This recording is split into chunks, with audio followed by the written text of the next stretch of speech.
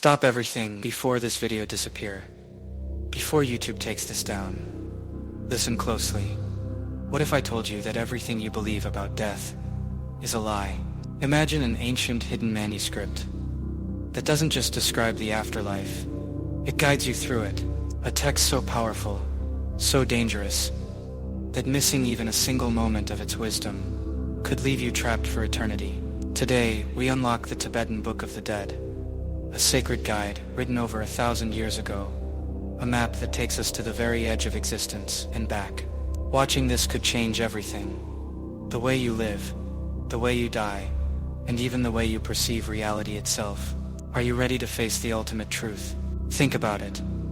Despite all of our modern technology, despite our greatest scientific advancements, one question remains unanswered. What happens after we die? The shocking truth. We are no closer to understanding it than the ancient monks of Tibet. And maybe, just maybe, that's why this book still holds immense power today. For centuries, this mysterious text has captivated monks, mystics, and even scientists. Why? Because it makes an extraordinary claim. One that challenges everything we think we know about life and death. Consciousness doesn't end when our body dies. Instead, it embarks on a journey through unseen realms, each stage offering a chance for liberation or rebirth. But here's where things get even stranger.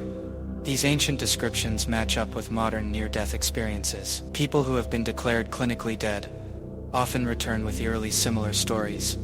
A brilliant light, encounters with spiritual beings, a feeling of profound peace. Is this just a coincidence?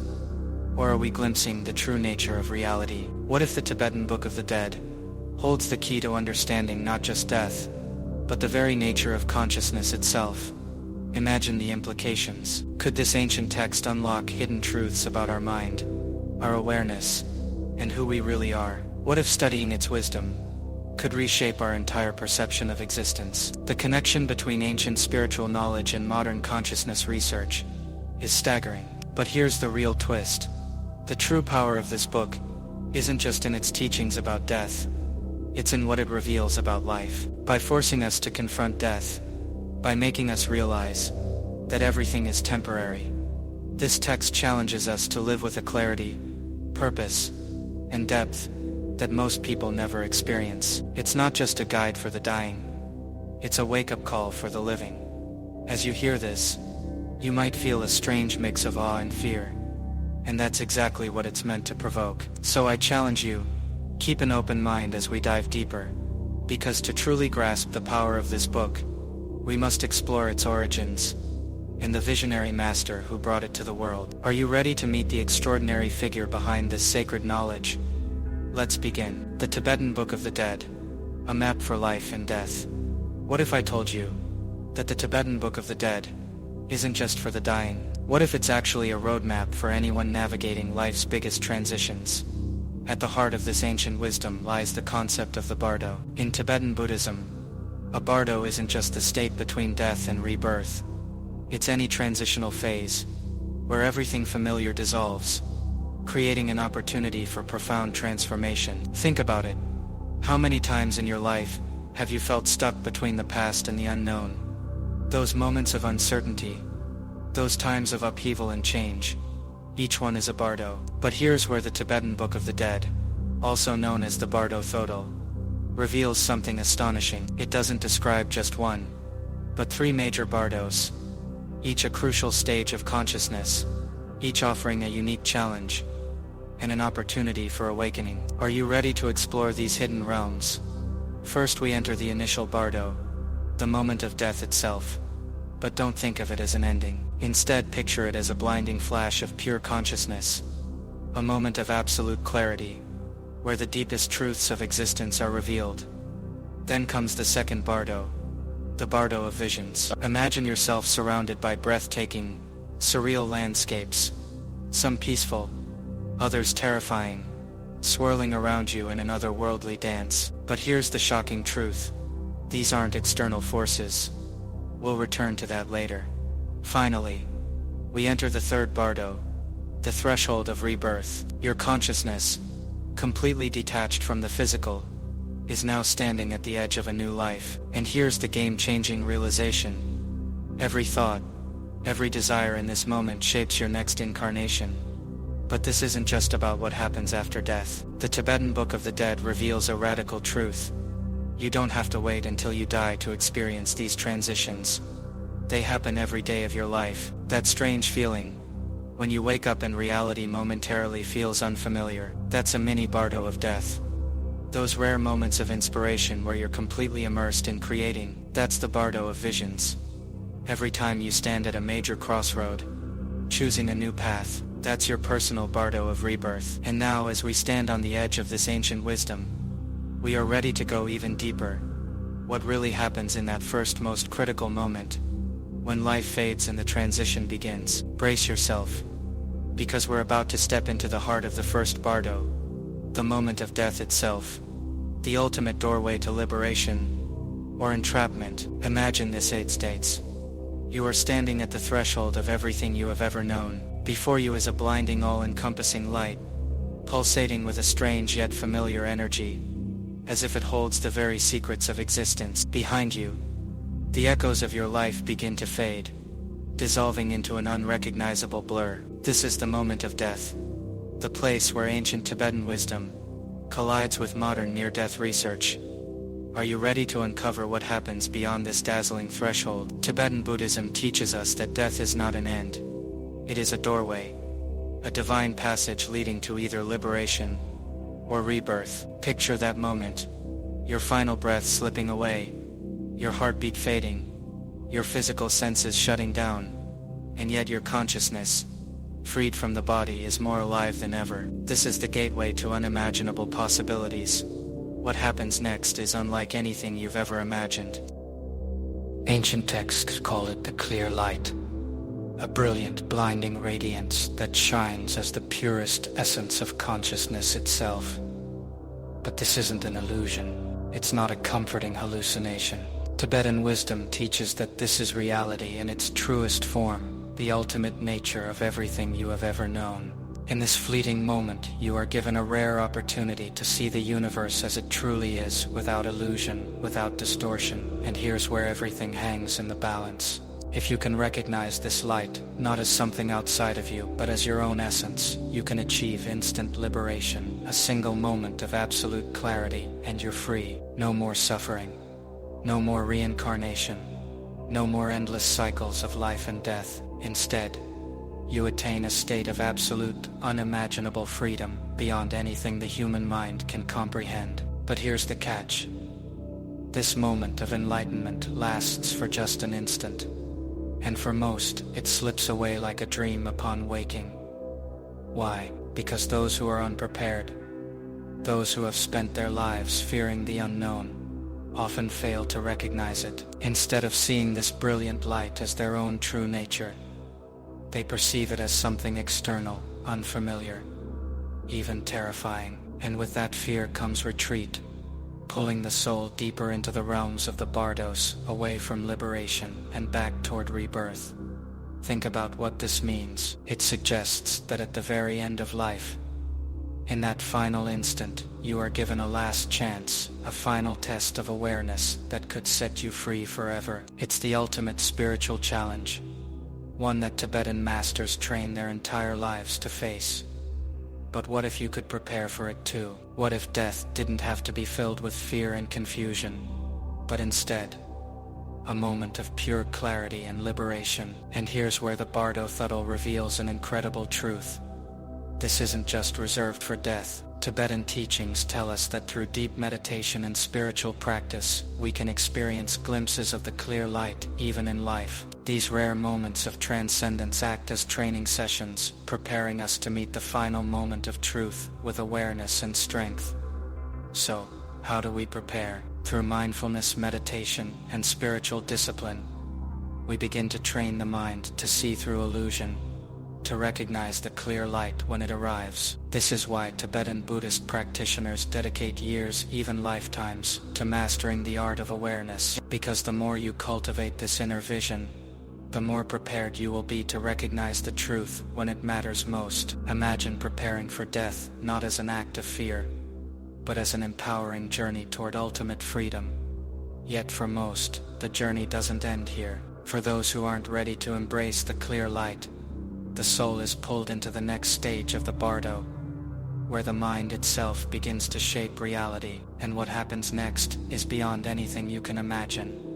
The Bardo of Visions, a journey through the mind's deepest shadows. You have stepped beyond the light, into the unknown, and now, you stand in what feels like a divine theater, surrounded by breathtaking surreal visions, some of radiant beauty, others of unimaginable terror. But here's the shocking truth. These visions aren't separate from you. They are projections of your own consciousness. Every hidden fear, every secret longing, every unresolved wound, they are reflected back at you on a scale beyond anything you've ever experienced. Welcome to the second Bardo, the Bardo of Visions. Here, the mind encounters spirits, some peaceful, some wrathful, each revealing the deepest layers of your being. But this isn't some arbitrary test. The Bardo of Visions forces you to confront the undeniable truth about who you really are. Every peaceful deity you encounter represents your highest self, your potential for enlightenment, compassion, and wisdom. Every wrathful spirit embodies the fears, attachments, and buried emotions you refuse to face in life. And now, these forces appear before you in their purest, rawest forms. Let's begin with the peaceful spirits. Picture yourself surrounded by luminous ethereal beings, radiating infinite compassion, wisdom, and peace. You might see figures like the Buddha of infinite light, a manifestation of pure awareness, or you might encounter a presence so clear and still, it feels like a mirror, reflecting the vast potential of your own mind. Their presence is overwhelming, not in fear, but in sheer awe. But here's the challenge. Can you recognize these beings as reflections of yourself? Can you accept that this brilliance, this divinity, has always been inside you? If you can, the journey ends here. You've reached liberation. But for most, this encounter is too much to bear. And when the mind retreats, the vision begins to shift. The gentle light grows darker. The calm faces transform into fierce, terrifying beings.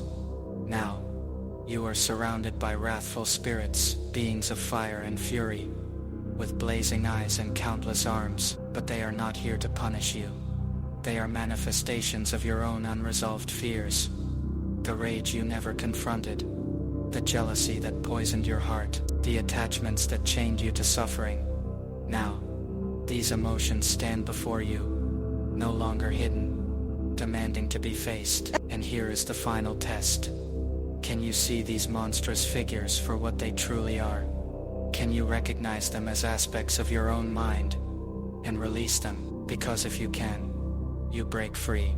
But if you cannot, if you cling to fear, if you refuse to let go, the journey continues, and the cycle of rebirth begins again. Why this matters right now? You might be wondering, what does this have to do with life? Everything. Because the visions of the Bardo aren't just for the dead, they are reflections of what already exists inside you. Right now, every time fear holds you back, you are facing a Bardo. Every time you sabotage yourself out of attachment or anger, you are trapped in the Bardo. Every moment of clarity, presence, or deep insight, you are touching the clear light. These teachings aren't just about what happens after we die. They are about how we live. And if we can understand them now, then when the final moment comes, we won't retreat. The forces you'll meet in the afterlife and how they shape your life now. The forces you'll meet in the afterlife are not distant, abstract beings. They are within you right now. The Bardo Thödol challenges you to confront them, while you still have the power to change, to transform. What if every fear, every aspiration, every challenge in life was one of these deities? What if they were not here to haunt you, but to teach you? Psychologists like Carl Jung saw striking parallels between the Tibetan Book of the Dead and the structure of the human psyche. Jung described the gods and demons of the Bardo as archetypes of the unconscious, universal forces that shape our thoughts, behaviors, and deepest emotions. He wrote, Jijis, gods and demons are projections of the unconscious, powerful and inescapable, until understood as parts of ourselves. This realization is profound. We are already living with these forces. They are not just visions reserved for the afterlife, they are active in our everyday consciousness, waiting to be understood. The second Bardo is not just about facing fear. It's about integration. Can you look at the darkest parts of yourself with compassion? Can you confront your fears, anger and insecurities without letting them control you? This is the path to liberation.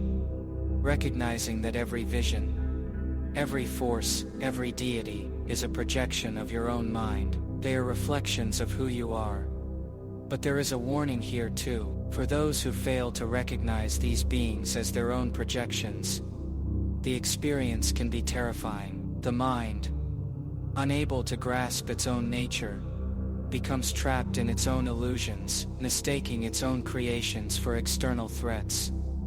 It is like being lost in a nightmare of your own making. And this is where the stakes rise even higher. If you don't recognize these projections as your own mind, you risk descending deeper into cycles of fear, delusion and rebirth, bound by the very attachments and aversions you couldn't face. The second Bardo is a revelation, an unveiling of the self at its most raw and intense. It is a divine mirror, showing you what lives within. This is a rare opportunity to transform, to see yourself without filters, to embrace all parts of your mind. But if you fail to recognize this truth, if you retreat in fear, the journey will only grow darker. So ask yourself, are you ready to see your soul laid bare? Can you face the divine mirror and accept everything that appears? Because the next step plunges even deeper, where the choices made here will shape the very nature of your existence. The Bardo of rebirth, the forces that shape your next life. Imagine yourself drifting in a formless sea. The life you knew is gone, yet something pulls you forward.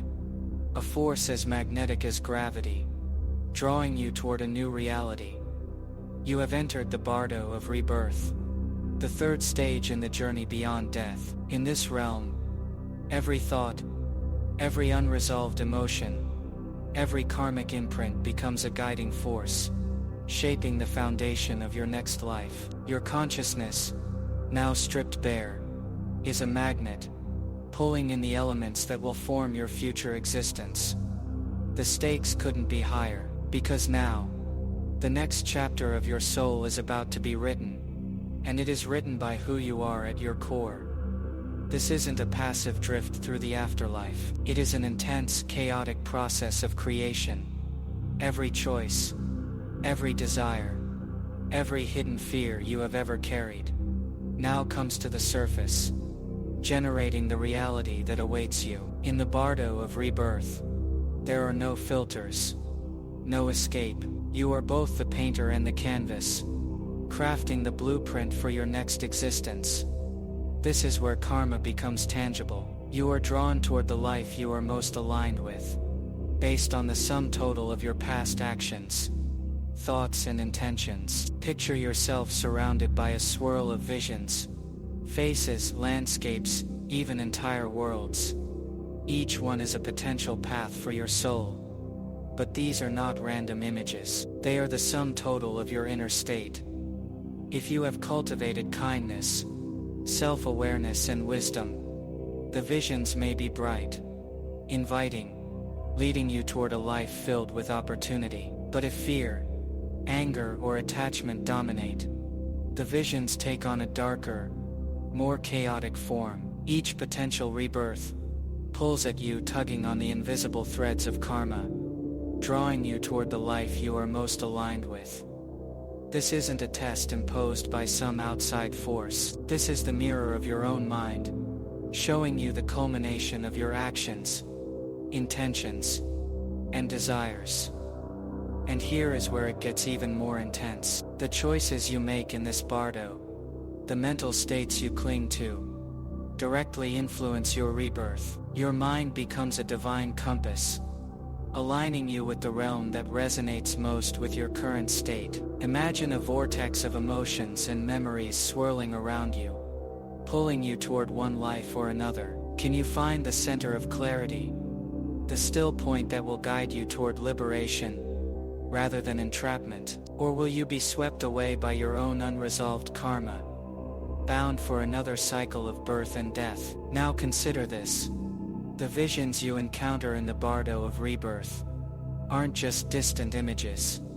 They are doorways, portals into realms that vibrate with the energy of your mind. Each vision reflects the intensity of your emotions, the fears, attachments and aspirations that have shaped your life. It is like watching a reel of all your lives, a cinematic glimpse into possible futures, each a reflection of the karmic weight you carry. And at the center of each doorway lies a question. Will you walk through unconscious and reactive? Or will you step back, seeing the path with awareness and intention? Here lies a stark truth. You don't consciously choose a new life in the way you might pick out a new pair of shoes. Your accumulated karma, every action, thought and intention, acts like a gravitational force, guiding you toward the life that matches your soul's current frequency. And while your conscious mind may not be steering, there remains a glimmer of choice, a sliver of control. If you can maintain clarity, a calm awareness, you might still influence the outcome. If you can remain detached, recognizing every vision as a projection of your mind, you might transcend the pull altogether. The bardo of rebirth teaches us something profound. Karma is not punishment or reward. It is simply a law of the universe, a reflection of our own minds projected onto the fabric of reality. In this sense, every moment of awareness you cultivate in life is a step toward liberation, a way to guide yourself toward a future of wisdom and clarity. Because here is the ultimate lesson. The power of your mind to create reality isn't confined to life or death. It is a process happening right now, in every choice you make. So ask yourself, how much of your current life is shaped by unconscious patterns? How often do you act out of fear or habit, rather than intention? Imagine being gently guided at the most crucial moment of your existence, hearing words designed to awaken you to the greatest truth, that you are more than the fleeting self you once knew. In that first bardo, the light of pure awareness shines, brilliant and unfiltered. If you recognize it as your own true nature, liberation is instantaneous. But for most, the light is too intense, and the mind recoils, seeking familiar ground, missing the opportunity to dissolve into infinite clarity. If the light is too overwhelming, consciousness begins its descent, encountering visions shaped by its past life. Tibetan Buddhism teaches that what you perceive in these realms is nothing more than the projections of your own mind. The peaceful deities appear first, luminous, compassionate, inviting you to merge with them. But if fear or attachment holds you back, they fade, giving way to more wrathful manifestations. These terrifying figures are not external demons, but aspects of your own psyche demanding recognition. Every fear, every regret, every hidden impulse manifests in stark, undeniable clarity. Will you recognize these forms as mere reflections, or will you react in fear and retreat deeper into illusion? This is where the teachings of the Bardo Thödol become essential. The text reminds the dying soul, these are but projections of your own mind. Do not be afraid. It urges awareness, encouraging the soul to stay present rather than fleeing from the truth. Those who recognize these experiences as their own projections can remain steady, undisturbed. They see through the illusions, dissolving fear and transcending suffering. But for those who panic, the descent continues. As clarity fades, karma takes the lead. The mind, unable to grasp its own nature, is pulled by the weight of past actions. The visions become more chaotic flashes of past deeds, emotions long buried, unresolved attachments, every unfulfilled desire, every lingering grudge, Every moment of kindness accumulates into a force that propels the soul forward. This is where the forces of karma shape the next chapter of existence. Without awareness, the mind clings to familiar tendencies, seeking rebirth in a realm that resonates with its dominant state. Compassionate awareness leads to higher realms, while anger, greed, and ignorance spiral downward, drawing the soul toward lower existences. At this critical juncture, the dying person is offered a final choice: accept the illusions as real, and be bound to them, or see them as transient projections, and move toward liberation. The Bardo Thödol serves as a voice of wisdom, urging the soul to let go, to transcend its habitual patterns. Yet, most are unable to do so. Conditioned by a lifetime of attachments, the majority are drawn toward rebirth, pulled by unresolved desires into the Bardo of becoming. Here, the visions take a new turn. Instead of deities and celestial lights, the mind perceives worlds forming realms of existence, corresponding to its karmic energy. Some experience heavenly landscapes, filled with beauty and serenity, while others see harsher environments, reflections of turmoil and suffering. These visions are doorways, openings to a new life. In this Bardo, consciousness is magnetically drawn to a suitable rebirth, led by the forces it cultivated in its previous life. For those still aware, a glimmer of control remains. Tibetan masters teach that with enough clarity, one can still influence the process, directing the mind toward a favorable rebirth, or even ultimate liberation. The key is non-attachment, recognizing that these visions, though vivid and compelling, are still just projections. The one who sees them for what they are can choose to step beyond them entirely. But, for the majority, the pull of karma is too strong. The swirling images become overwhelming, and the consciousness latches onto one, drawn irresistibly into a new life. This moment determines everything: the circumstances of birth, the tendencies carried over, the struggles and lessons ahead. Tibetan Buddhism teaches that this is not a random process, but the result of deep-seated habits, emotions, and desires accumulated over lifetimes.